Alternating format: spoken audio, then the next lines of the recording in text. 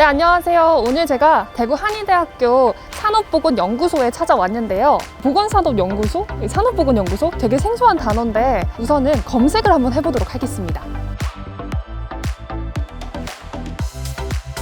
지금 찾아보니까 사전적인 의미는 나오는데 보면 볼수록 더 어려운 것 같아요. 그럼 지금 제가 직접 한번 찾아가 보도록 하겠습니다. 따라오시죠.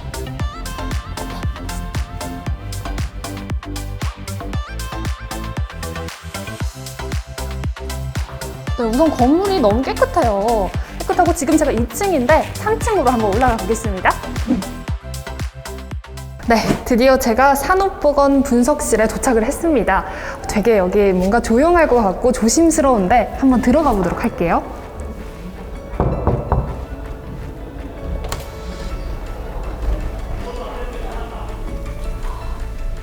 네, 되게 조용하고 열심히 일을 하고 계시는 것 같은데 네, 안녕하세요. 반갑습니다. 안녕하세요. 네, 오늘 지금 하얀 가운 걸치시고 이렇게 복장으로 봤을 때 산업보건연구소 책임지시는 분들 맞으신가요? 예, 맞습니다. 이번 산업보건연구소에서 직업병 예방을 위한 작업환경 측정 및 분석 과정 알아보기 강의를 맡은 저는 연구원 김동혁. 네, 안지연입니다. 네, 제가 잘 찾아왔군요. 강사님, 제가 궁금한 게 너무 많았어요. 이 보건학과와 산업보건연구소, 굉장히 사실 단어만 들었을 때 매치하기 어렵잖아요. 설명을 해주실 수 있을까요? 리포터님은 혹시 보건이라는 단어를 들으셨을 때 머릿속에서 가장 먼저 뭐가 떠오르시나요? 보건이요? 저는 이런 대답을 해드려도 될지 모르겠는데 보건실, 보건소 사실 그쪽이 가장 먼저 떠오르네요. 그렇죠. 사실 이 보건이라는 분야는 저희가 일상생활 속에서도 매우 쉽게 접할 수 있는 부분인데요. 그렇다면 산업이라는 단어는 많이 접해보셨을까요? 사실 산업은 이렇게 매체를 통해서 많이 접해본 것 같아요.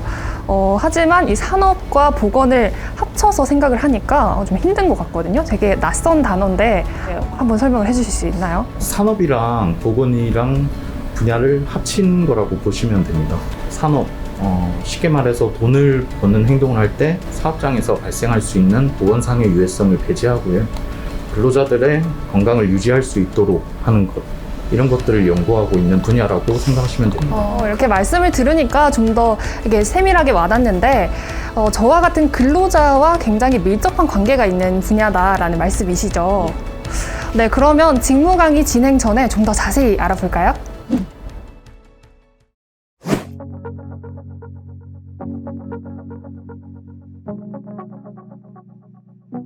네, 안녕하세요, 소장님. 오늘 저는 대구 한의대학교 1일 리포터 김한솔이라고 합니다. 네, 반갑습니다. 저는 산업보건연구소장 피영규라고 합니다. 반갑습니다. 네, 사실 제가 강사님께 듣기로 이 산업보건이라는 분야가 저와 같은 근로자와 굉장히 밀접한 관계가 있다고 들었어요. 사실 처음엔 되게 낯설게 들었는데 그렇게 또 말씀을 해주시니까 굉장히 관심이 가더라고요.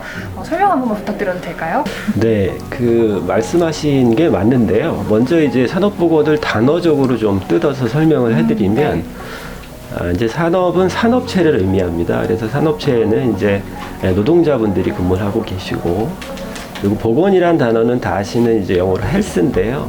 그러니까 건강입니다. 그래서 노동자의 건강을 지켜주는 그런 학문이다라고 보시면 되는데, 궁극적으로는 이제 그 직업병이라 그러죠. 네. 그래서 그 직업병을 예방하는 그런 학문이다라고 쉽게 이해하시면 될 것 같습니다. 산업보건을 이해하시려면요, 먼저 우리 보건학부에 대한 설명을 조금 해드리면 도움이 되실 것 같습니다. 네, 그러면 요즘 들어서 자주 들리는 이 보건이라는 분야가 어떤 건지 설명 한번 해주실 수 있을까요? 네, 말씀드린 이제 그 보건이라는 거는 말 그대로 이제 건강이고요.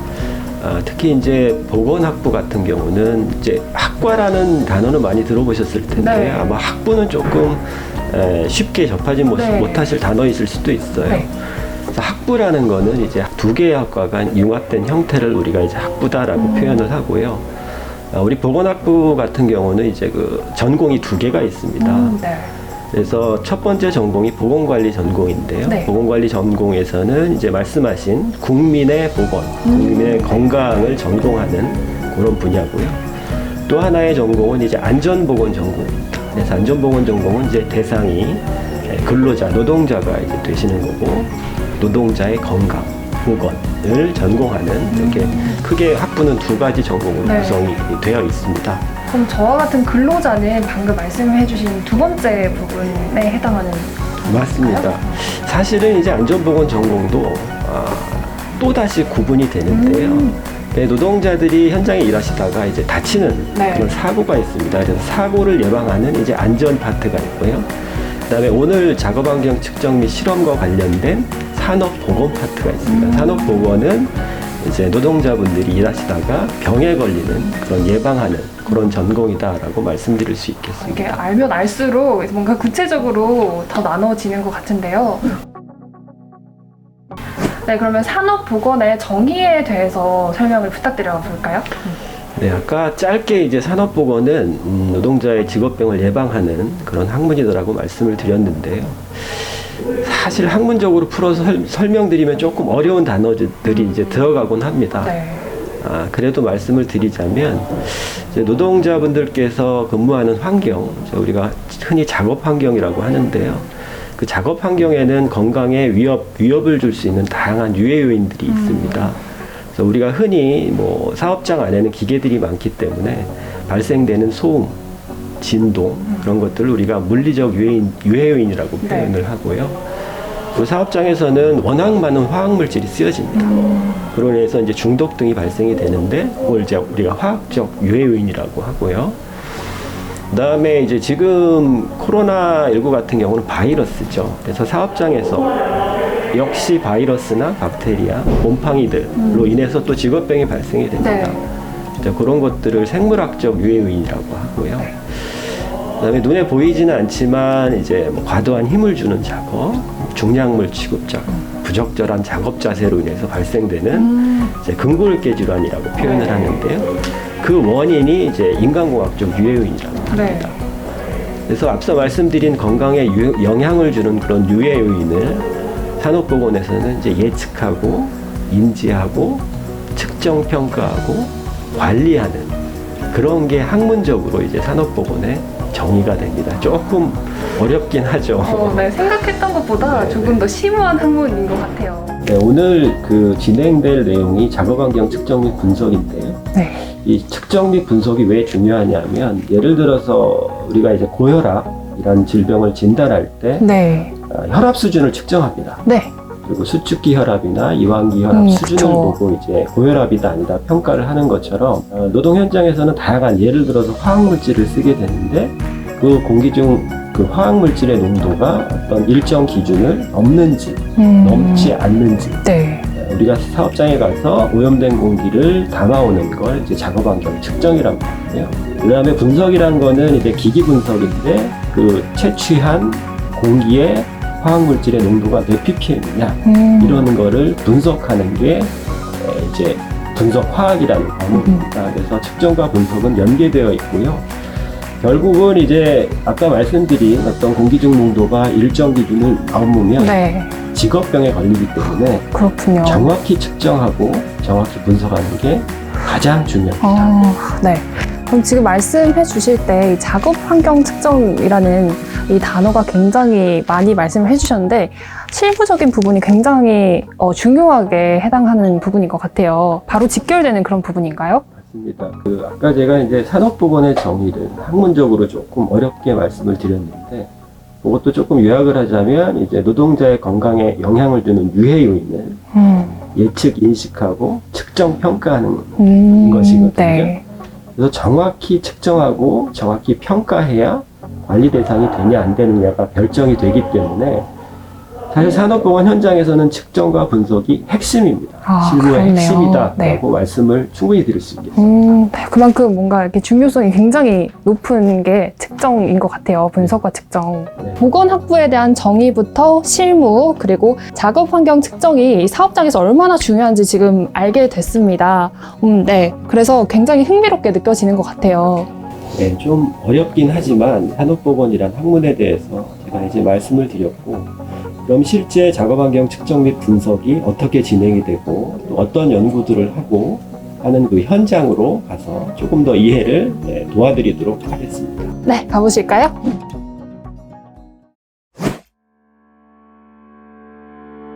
네, 강사님 지금 제가 얼핏 보기에도 각종 안전장비를 비롯해서 기계 장치들이 굉장히 많이 즐비해 있는데 저도 안전장비를 지금 착용을 해야 되는 거죠?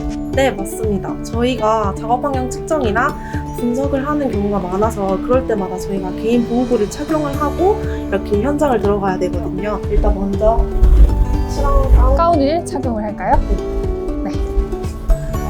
그럼 저도 강사님과 같은 가운을 착용하도록 하겠습니다. 저희는 화학물질이나 이렇게 샘 같은 거를 많이 만지기 때문에 항상 이렇게 유리 장갑을 끼셔야 되거든요.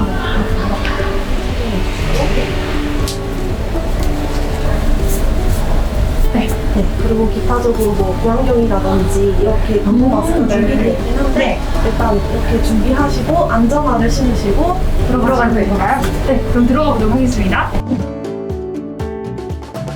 그럼 이제부터 직업병 질환 예방을 위한 작업 환경 측정 및 분석 과정에 대해서 좀 더 자세하게 알아보도록 할까요? 정말 너무 흥미로울 것 같아요. 예, 작업 환경 측정에 대해서 설명을 드리도록 하면 산업안전보건법 상에는 사업주가 유해인자에 노출되는 근로자를 보호하고 쾌적한 작업 환경을 조성하기 위해서 유해물질이 노출되는 작업장에 대해서 작업 환경 측정을 실시하여야 한다, 이렇게 명시는 돼 있는데요.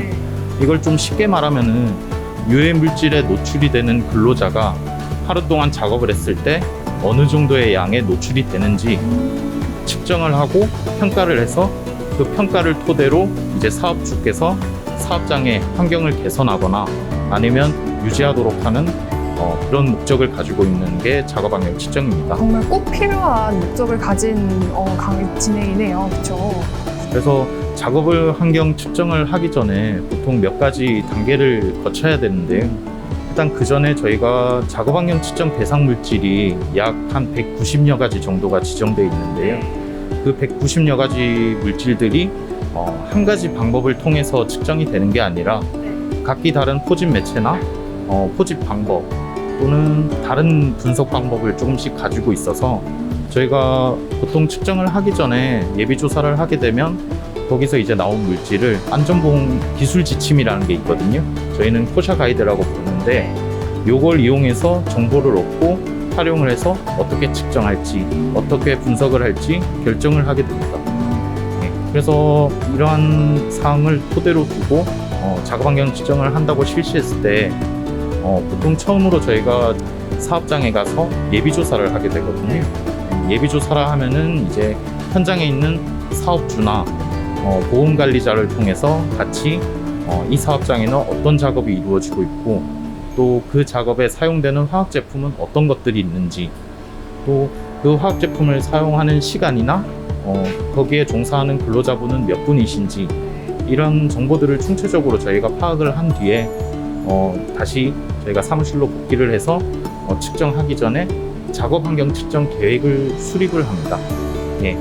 그래서 이제 작업 환경 측정 계획이 수립이 되면 각 유해 물질에 맞는 매체나 기기들을 준비하게 되는데요. 그 과정에서 사용되는 장비들이 있습니다. 예. 이거 외에도 많지만 제가 대표적으로 자주 사용되는 그런 기기들을 들고 왔는데요. 먼저 여기 보이시는 게 작업자들이 작업을 할 때 소음이 노출되잖아요. 하루 정도 작업을 했을 때 얼마나 노출이 되는지 평균 소음을 이제 그래프화해서 보여주는 그런 누적 소음 노출량계 기기가 되겠고요. 그리고 여기 뒤에 보이시는 파란색 기기들이 이제 유해인자를 포집할 수 있는 성능을 가진 개인 시료 채취 펌프라고 부르는 기기들입니다. 예. 말씀만 들으니까 굉장히 어려운데 지금 이 장비들이 굉장히 중요한 역할을 하는 거네요. 그렇죠? 그래서 이제 작업 환경 측정 계획을 수립해서 거기에 맞는 장비를 준비해서 저희가 현장에 가서 본조사를 하게 됩니다. 본조사라고 하면은 작업 환경 측정을 말하는 거고요. 작업 환경 측정을 할 때 이제 저희가 근로자의 몸에 장비를 채워드리게 되는데 이 이유는 이제 특수한 경우를 제외하고 작업 환경 측정은 개인 시료 채취법을 원칙으로 하고 있기 때문입니다. 그래서 이 작업자가 활동하는 범위, 그다음에 작업하는 내용 이런 것들이 다 들어가야 되기 때문에 근로자 몸에 채우고요. 요거를 착용하시고 이제 작업을 하시는데 작업 시간도 중요하잖아요. 그래서 작업 시간이 어떻게 되냐면 법적으로 이제 6시간 이상 측정이라고 장시간 측정이라고 돼 있거든요. 네. 그래서 작업자는 식사 시간을 제외하시고 요거를 착용하시고 6시간 이상 작업을 하셔야지 어느 정도 신뢰성 있는 값을 얻을 수 있는 거고요. 그렇게 작업을 하고 계시면은 저희는 또 돌아오는 게 아니라 현장에서 작업자분들이 작업하시는 거를 보고 어떻게 작업하시는지 또 뭐 화학물질을 어떻게 사용하시는지 총체적으로 본 다음에 이제 그거를 보고서에다 기입을 해줘야 되거든요. 중간중간 뭐 개선이 필요한 사항도 저희가 체크를 해드리고 그리고 잘못된 작업 방법이 있으면은 가이드라인을 제시해서 작업 방법 변경 요구도 하고요. 그래서 이제 최종적으로 그렇게 6시간 이상 측정을 하고 장비를 수거해 오잖아요. 그러면 이제 그 장비 포진 매체를 이제 분석실에 인수인계를 하게 되고요.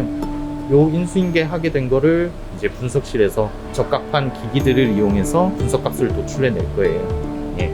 그러면 그 결과값을 토대로 노출 기준 미만이냐, 초과냐 이런 식으로 결과가 나오게 되는데요.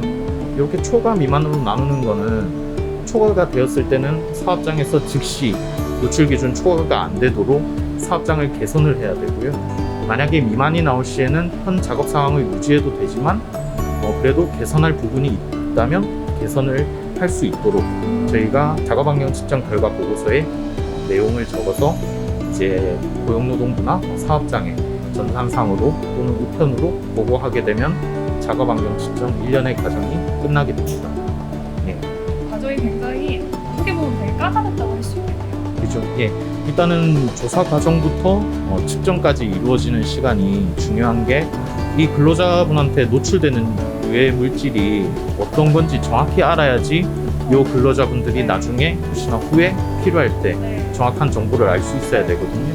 또 요 결과서를 토대로 근로자분들이 정기적으로 특수건강검진이라는 걸 받는데요. 네. 그 검진을 통해서 근로자의 건강 상태를 모니터링 할 수 있는 그런 자료가 되기도 합니다. 여러모로 굉장히 중요한 자료인데 혹시 요거는 어떤 역할을 하는지 알 수 있을까요? 요거는 네. 제가 아까 설명할 때 말씀드렸는데 포집 매체라는 것이 있거든요. 그 포집 매체라고 하면은 내가 측정을 하고자 하는 유해인자를 포집을 해야 되잖아요. 그럼 포집해야 되는 매개체가 있어야 돼요. 그래서 요게 그 매개체인데 어떤 원리로 이루어지냐면 이 펌프를 이용해서 공기가 들어올 거예요. 공기가 들어오면은 여기 안에 내가 원하는 물질만 포집되게 되고 빠져나가는 형식. 요것도 모양은 다르지만 네. 똑같은 기능을 하거든요. 그래서 들어와서 나가는 형식. 그래서 요거를 이렇게 말로만 설명하면은 좀 어떤 식으로 어렵죠. 현장에 네. 가서 하시기 좀 어려울 네. 것 같아서 제가 측정 장비를 조금 준비해봤거든요. 네. 입으실 수 있게. 네. 한번 입어보셔도 괜찮을까요? 한번 입어볼까요? 네, 입어보도록 할게요. 네. 그럼 이 조끼를 입고 6시간 동안 일을 해야 하는 거네요? 네. 그럼 여기 지금 입어보니까 밑에가 굉장히 무거운데 요거는 뭔가요? 요게 아까 네. 말씀드렸던 아, 이 아이들이 다 들어가 있는 거네요. 네. 그렇죠. 이게 지금 보시면은 네. 머리 사이로 이렇게 호흡기 주변으로 와 있잖아요. 네. 그 유해 물질이 보통은 저희가 호흡기로 노출이 된다고 네. 보기 때문에 네. 호흡기 주변으로 이제 이렇게 나올 수 있게 측정을 하는 거고요. 아마 작업자분들도 하시는 말씀인데 조금 불편하시긴 할 거예요. 왜냐하면 무게도 좀 네, 무게가 느껴지시고, 있네요. 예. 그래도 작업자분들에게 이제 작업 방향 측정을 설명을 드리면 작업자분들도 수긍하시고 입고 작업을 해주시더라고요. 네, 강사님 오늘 강의 너무 잘 들었습니다. 너무 유익했어요. 감사합니다. 이제 분석기기에 대한 자세한 설명은 저희 안지현 연구원께서 좀 더 자세히 설명해 드릴 겁니다. 아, 네. 그러면 다른 쪽으로 한번 가볼까요? 네, 강사님 지금 여기 뒤에 있는 기계가 굉장히 저한테 낯선데 어떤 기계인가요? 네, 지금 보시는 기계는 GC라고 하는 가스 크로마토그래피인데 보통 이렇게 톨루엔이나 벤젠 같은 유기용제를 분석하는 기기입니다. 이렇게 보시면은 여기 바이알에 이렇게 시로들이 꽂혀 있고요. 네, 뒤에 컴퓨터 보시면은 이렇게 데이터들이 나오는 이런 화면들이 나와 있습니다. 아, 네, 바로 연결돼서 데이터가 나오는 네네. 건가 봐요. 두 번째로는 ICP라는 건데 GC처럼 정말 많이 사용하고 있는데 이거는 중금속 같은 거, 망간이라든지 납 같은 것들을 이렇게 분석하는 기계인데요. 이게 보시면 이렇게 고온의 이렇게 플라즈마 같은 게 들어가 있어요. 네, 들어가서 이게 지금 시루가 이렇게 들어가서 얘네들이 들어가면은 이렇게 또 데이터로화 시켜가지고 분석을 하고 있습니다. 네, 이렇게 나와 있는 실험분들이 이쪽에 기계를 거쳐서 또 데이터로 네. 나온다는 말씀이죠? 네, 맞습니다. 아, 저 정말 여기 실험실에 있는 것 중에 유일하게 아는 게 이 현미경이거든요? 현미경 맞죠, 지금? 현미경 같은 경우는 여러 가지가 있는데요. 네, 보시면 여기는 네, 위상차 현미경이라고 해서 저희는 작업 방향 측정에서 거의 양적으로 정량적인 분석을 많이 하는데요. 여기서 성면의 개수를 볼 수 있어요. 이렇게 위상의 차를 둬서 이렇게 성면이 어디에 있는지 이렇게 확인을 할 수 있습니다. 그러면 이 현미경이랑 이 현미경이랑 하는 역할이 다른 건가요? 네, 보시면은 얘는 거의 정성적인, 그러니까 광학적인 특성 6가지를 봐서 성면인지 아닌지 이렇게 정성적인 분석을 할 수 있고요. 여기서는 성면의 개수를 확인할 수 있습니다. 아, 그럼 아예 하는 역할이 다른 거군요? 지금 현미경 이거 되게 비싸 보이는데 혹시 얼마짜리인지 알 수 있을까요? 대략적인 금액은 모르겠지만은 저희는 화학약품을 많이 사용하기 때문에 네. 이게 인체 유해하거든요. 그래서 항상 이렇게 전처리할 때는 이렇게 후드 안에서 작업을 해야 합니다. 네. 모든 실험은 이 안에서 이루어지는 네, 모든 실험은 다 이 후드 안에서 하고 있고요. 보시면은 일반적으로 제일 많이 사용하는 GC 실습을 한번 해볼 건데요. 먼저 실습을 하기 전에 얘는 피펫이라고 하는 건데 이렇게 액체를 이렇게 빨아들이는 데 사용을 하고 있는 겁니다. 네, 이렇게 눈금을 맞추시고 안에 넣는 거네요. 네.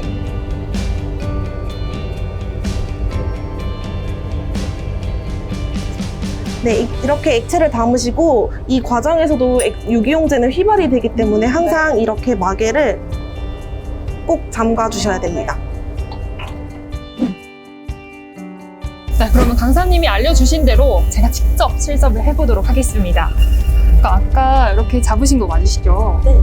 이렇게 S를 누르면 액체를 안으로 누를 수 있다고 하셨죠? 네. 이게 직접 해보니까 이 눈금 맞추기가 쉽지가 않네요. 네, 눈금에 거의 맞는 것 같은데 여기로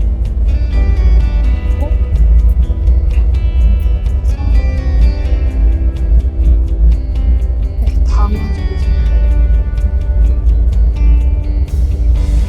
여기 담고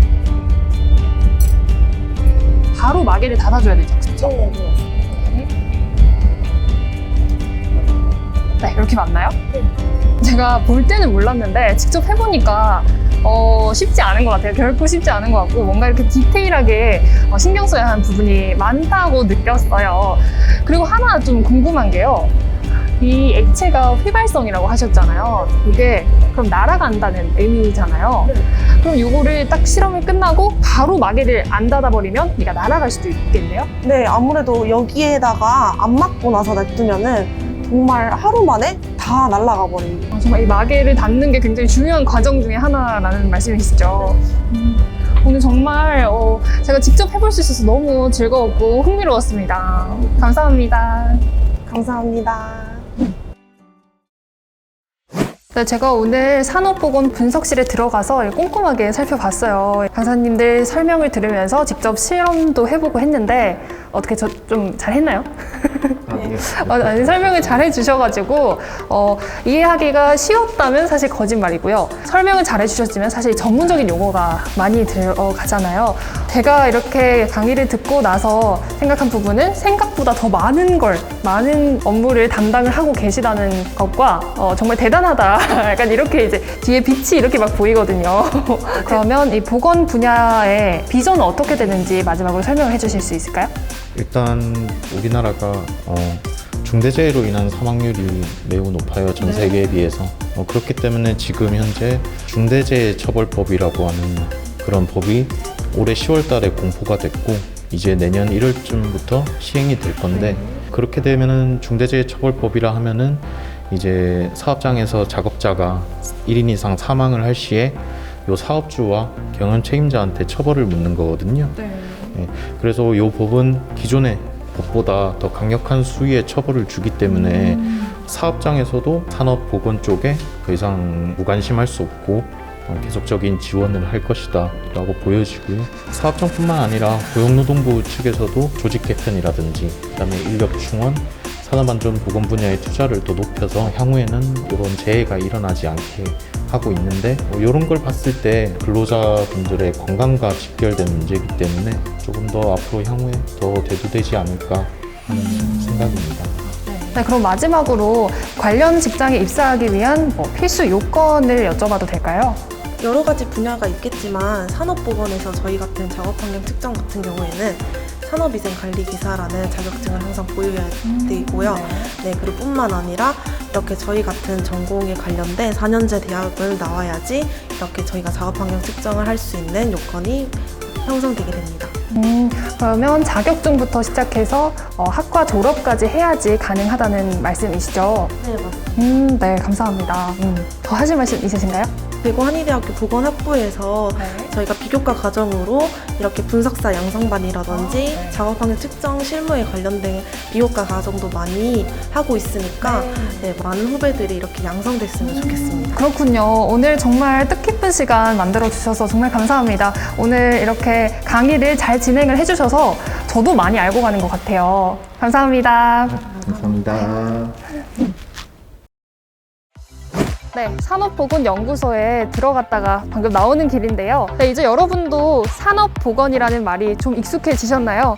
저도 이제야 좀 친숙해지는데요. 사실 산업보건연구소에 들어가기 전에는 이게 도대체 무슨 학부이며 또 산업보건 어떻게 이렇게 연관이 되어 있는지 궁금했는데 강의를 직접 들어보고 실험에도 참여를 해보고 이렇게 뜻깊은 시간을 보내다 보니까 많은 걸 알게 된 것 같아요. 산업보건학부라는 게 다양한 학문에서 쓰이는 학문이기도 하고요. 또 저와 같은 근로자와 밀접한 관계가 있어서 조금 더 뜻깊게 다가온 것 같습니다. 오늘 이 시간 정말 저에게도 굉장히 흥미로운 시간이었던 것 같고요. 여러분께도 좋은 시간이었으면 좋겠습니다. 지금까지 대구 한의대학교 1일 리포터 김한솔이었습니다. 감사합니다.